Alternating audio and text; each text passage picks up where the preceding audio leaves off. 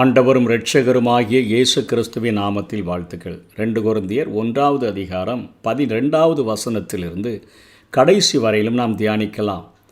இங்கே ஜெபத்தின் மகத்துவத்தை கொரிந்து சபைக்கு நீங்கள் குறைவுள்ளவர்களாய் இருந்தாலும் கூட நமக்கு நிறைவான ஒரு பலனை தருகிறவர், பதிலை தருகிறவரை நோக்கி ஜெபிக்க வேண்டும் என்று கற்றுக் கொடுத்த பவுல் அப்போஸ்தலன் மாம்சத்திற்கேற்ற ஞானத்தோடு நடவாமல் தேவனுடைய கிருபையினால் நாங்கள் உலகத்திலேயும் விசேஷமாக உங்களிடத்திலேயும் கபடமில்லாமல் திவ்ய உண்மையோடு நடந்தோம் என்று எங்களது மனது எங்களுக்கு சாட்சியே எங்களுக்கு புகழ்ச்சி என்று சொல்கிறார். அதாவது பரிசுத்தமான வாழ்க்கை நாங்கள் வாழ்கிறோமே, அதைவிட இந்த உலகத்தில் எங்களுக்கு வேறு எந்த சந்தோஷமும் இல்லை. நீங்கள் வாசித்தும் ஒத்துக்கொண்டும் இருக்கிற காரியங்களே அன்றி வேறொன்றை நான் உங்களுக்கு எழுதவில்லை. ஏனால் புதிதாக உருவாக்கப்பட்ட கொரிந்தியருக்கு முதலாம் நிருபம் மாத்திரம்தான் வேதாகமமாக கொடுக்கப்பட்டிருக்கிறது. நமக்காவது ஒரு பெரிய தொகுக்கப்பட்ட ஒரு வேதாகமம் இருக்கிறது. அவர்களுடைய கரங்களிலே முதல் நிருபமாக முதல் கடிதமாக எழுதப்பட்டவைகள் மாத்திரம் இருக்கிறது. அதைத்தான் சொல்லுகிறார், நீங்கள் ஒத்துக்கொண்டும் இருக்கிற காரியங்களையே அன்றி வேறொன்றையும் நான் உங்களுக்கு எழுதவில்லை, முடிவு பரியந்தமும் அப்படியே ஒத்துக்கொள்ளுவீர்கள் என்று நம்பி இருக்கிறேன் என்று சொல்லிட்டு கர்த்தராகிய இயேசு கிறிஸ்துவனுடைய நாளிலே அவர் வரும்பொழுது நீங்கள் எங்களுக்கு புகழ்ச்சியாய் இருப்பது போல நாங்களும் உங்களுக்கு புகழ்ச்சியாய் இருக்கிறத ஒருவாறு ஒத்துக்கொண்டு இருக்கிறீர்களே என்று சொல்கிறார். எங்களுடைய புகழ்ச்சி எல்லாமே எங்களுக்காக நாங்கள் ஆத்துமாக்களை சம்பாதித்து இருக்கிறோம். அதே போல் நீங்களும் எங்களுக்காக ஜெபத்தில் போராடுகிறதுனால நாங்கள் உங்களுக்கு புகழ்ச்சி, நீங்கள் எங்களுக்கு புகழ்ச்சி என்று சொல்லுகிறதை பார்க்கிறோம். இதனைத் தொடர்ந்து பவுல் அப்போஸ்தலன் தன்னுடைய பிரயாணத்தில் அவர் அதை கேன்சல் பண்ணினதினால அங்கே உருவான சச்சரவுகளின் நிமித்தமாக இவர் தன்னுடைய வாயினாலேயே உண்மையை பேச மாட்டேங்கிறார. அப்போனா இவர் சொல்லுகிற சுவிசேஷம் உண்மைதானோ என்கிற ஒரு சந்தேகத்தை கொண்டு வந்து விடுமே. அதாவது ஒருவன் சொல் தவறாதவனானால் அவன் பூரண புருஷன் என்று வேதம் சொல்லுகிறது. ஆகவே இப்போ பவுல் அப்போஸ்தலன் அவர்களுக்கு வருகிறேன் என்று சொல்லி முந்தின கடிதத்திலே அவர் தெளிவாக குறிப்பிட்டு விட்டார். 1 கொரிந்தியர் 16வது அதிகாரம் 5ஆம் வசனத்திலிருந்து 8வது வசனத்தின் வரையிலும் தன்னுடைய புரோகிராமை அழகாக அவர்களுக்கு சொல்லிக் கொடுக்கிறார். என்ன எழுதுகிறார்?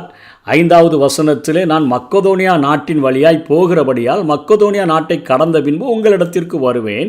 நான் எங்கே போனாலும் நீங்கள் என்னை வழிவிட்டு அனுப்பும்படிக்கு நான் உங்களிடத்தில் சில காலம் தங்க வேண்டியதாயிருக்கும். ஒருவேளை மழைக்காலம் முடியும் வரையும் இருப்பேன்.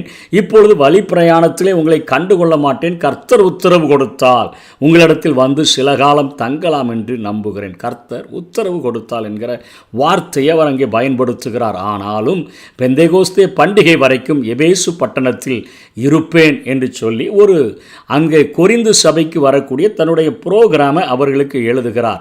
இப்பொழுது அந்த புரோகிராம் ரத்தாகிவிட்டது. ஆகவே சபைகளுக்குள்ளாக கள்ள போதகர்கள் அங்கே எழும்பி பவுல் தன்னுடைய பிரயாணத்தை பற்றி சொல்லி அதிலேயே அந்த வார்த்தையை காப்பாற்ற முடியலை. அவரோடு சொல்லுகிற சுவிசேஷம் எத்தனை நிலையானது, அது எத்தனை மாறுபாடு உள்ளதாக இருக்கும் என்கிற ஒரு பிரச்சனையை அவர்கள் அங்கே உண்டு பண்ணினபடினாலே இப்போ அவர்களுக்கு அவர் தெளிவாக பேச வேண்டிய சூழ்நிலை இருக்கிறது. ஆகவே இந்த 12வது வசனத்திலிருந்து நம்ம 2வது அதிகாரத்தினுடைய 4வது வசனம் வரையிலும் நாம் பார்க்கும்பொழுது அந்த காரியங்களை குறித்து அவர் பேசுகிறதை பார்க்கிறோம்.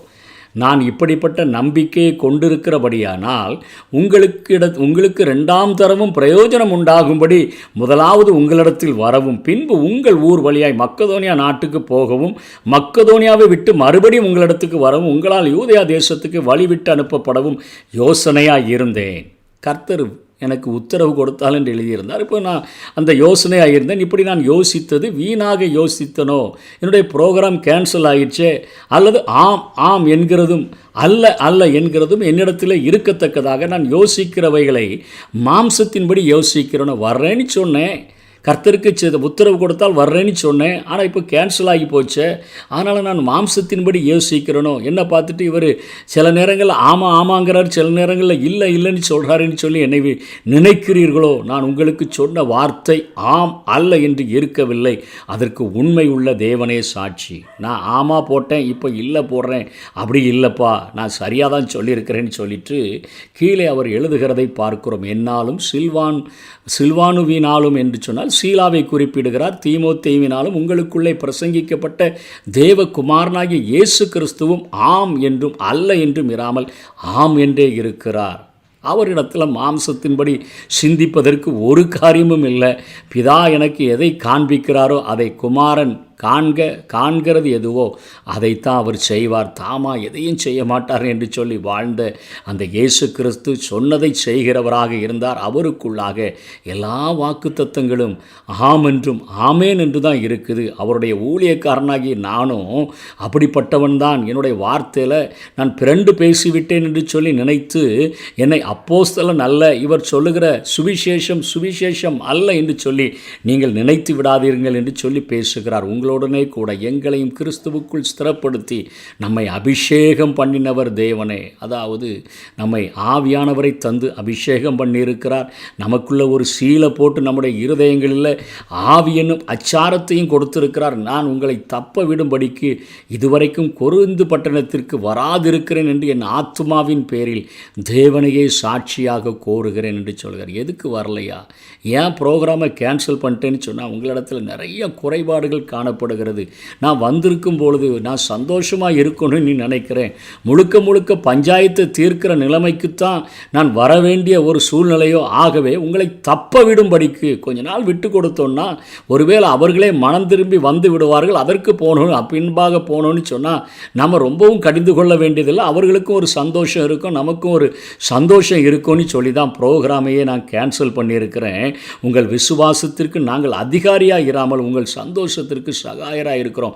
உங்களை போட்டு அப்படி இப்படின்னு சொல்லி மிரட்டி நாங்கள் பெரிய அதிகாரம் உள்ளவர்களாய் காமிக்கிற மாதிரி உங்களை அடிமைத்தனம் உள்ளவர்களாய் காண்பிக்காதபடி நாங்கள் உங்கள் விசுவாசத்தில் நீங்கள் தான் நிற்கணும். ஏன்னா விசுவாசத்தினால் நிலை நிற்கிறீர்களே, உங்கள் விசுவாசத்தில் தான்ப்பா நீங்கள் நிற்கணும். நான் உங்களை மிரட்டுகிறதற்காக இவைகளை சொல்லவில்லை என்று எழுதுகிறதை பார்க்கிறோம். 2 கொரிந்தியர் 2 அதிகாரத்தின் முதல் 4 வசனங்களில் மீண்டுமாக அதை குறிப்பிடுகிறார். நான் துக்கத்துடனே உங்களிடத்தில் மறுபடியும் வராதபடிக்கு எனக்குள்ளே தீர்மானித்து கொண்டேன். நான் உங்களை துக்கப்படுத்தினால் என்னாலே துக்கமடைந்தவனே அல்லாமல் எவன் என்னை சந்தோஷப்படுத்துவான்?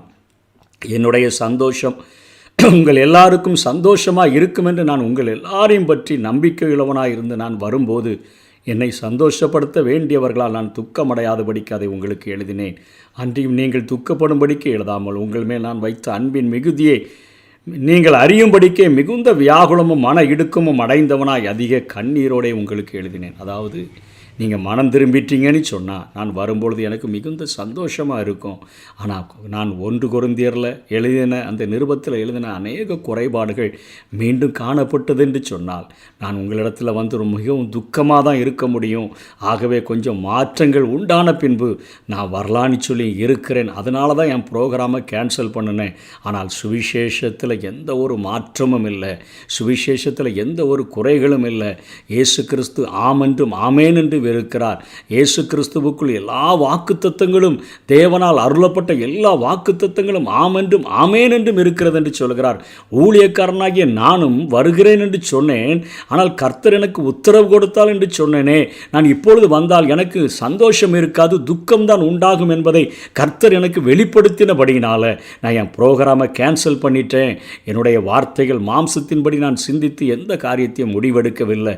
தேவனே என்னை நடத்துகிறார் என்கிற காரியத்தை அவர்களுக்கு தெளிவுபடுத்தி பவுல் அப்போஸ்தலன் எழுதுகிறதை பார்க்கிறோம். இன்றைக்கு தேவனுடைய ஊழியத்தை செய்கிற ஒவ்வொருவரும் ஆண்டவருக்கு சித்தமானால் கர்த்தர் உத்தரவு கொடுத்தால் இந்த காரியத்தை செய்கிறோம் என்று சொல்லி நாம் தீர்மானம் எடுத்து வாழும் பொழுது நம்முடைய வார்த்தையில் நாம் உண்மை உள்ளவர்களாக சொல் தவறாதவர்களாக நாம் இருக்க முடியும். அப்படிப்பட்ட கிருபைகளை தேவன் நமக்கு தந்தருள்வாராக.